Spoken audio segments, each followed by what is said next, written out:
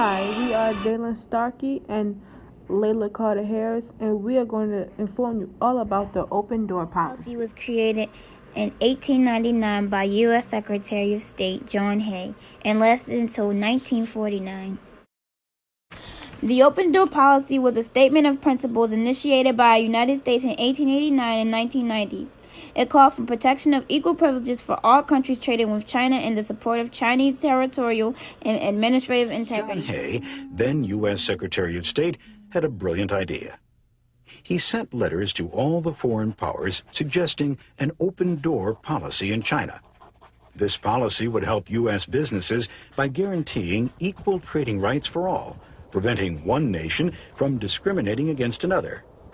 At the same time, the open-door policy maintained the territorial integrity of China, an idea that appealed to anti-imperialists at home. Other powers politely put Hay off, saying that while an open-door policy is a good idea in principle, they had no way of enforcing it.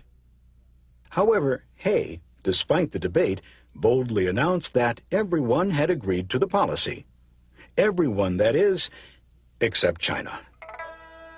The reason why the open door policy was bad for China is because the U.S. had recently gained a foothold in East Asia, and they were afraid they'd be forced out of the Chinese market by countries who had been there longer than them.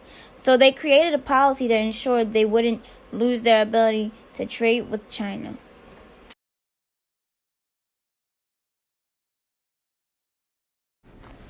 Alfred E. Hipsley and William W. Rockhill are British and American China experts who both believe that their country's economic interests in China would be best protected and promoted by a formal agreement among the European powers on the principle of maintaining an open door policy for trade and commercial activity.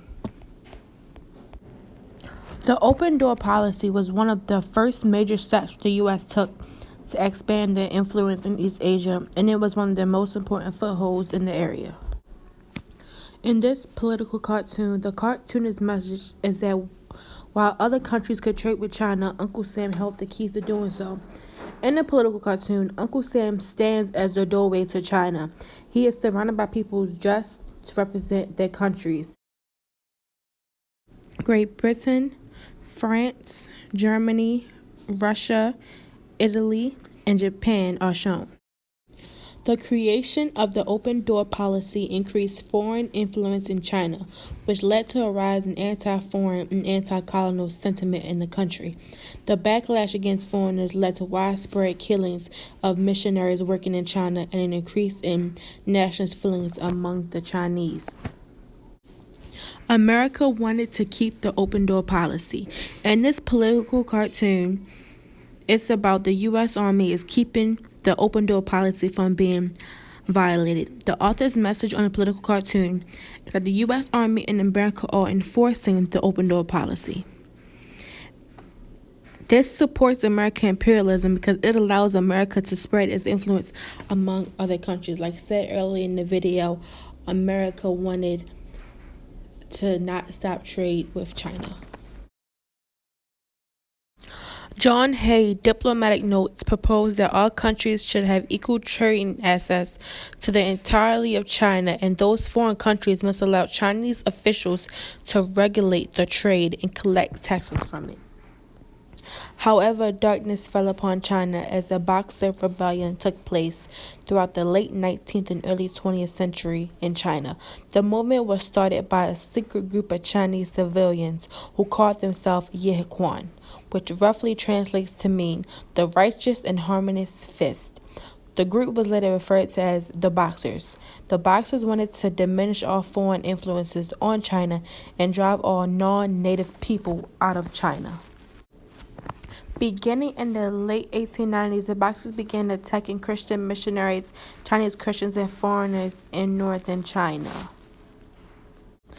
The attacks eventually spread to the capital, Beijing. In June 1900, when the Boxers destroyed railroad stations and churches and laid siege to the area where foreign diplomats lived, it is estimated that the death toll included several hundred foreigners and several thousand Chinese Christians. Japan violated the open door principle with its presentation of 21 demands to China in 1915. 21 demands were claims made by the Japanese government to special privileges in China during World War I. The non-power treaty after the Washington Conference in 1921 and 1922 reaffirmed the principle, however. The crisis in Manchuria in northeast China brought about the Mukden Incident of 1931 and the war between China and Japan that broke out in 1937 that led the United States to adopt a rigid stand in favor of the open door policy, including escalating embargoes on exports of essential commodities to Japan, notably oil and scrap metal. The embargoes are cited as one of the main reasons Japan went to war with the United States in late 1941.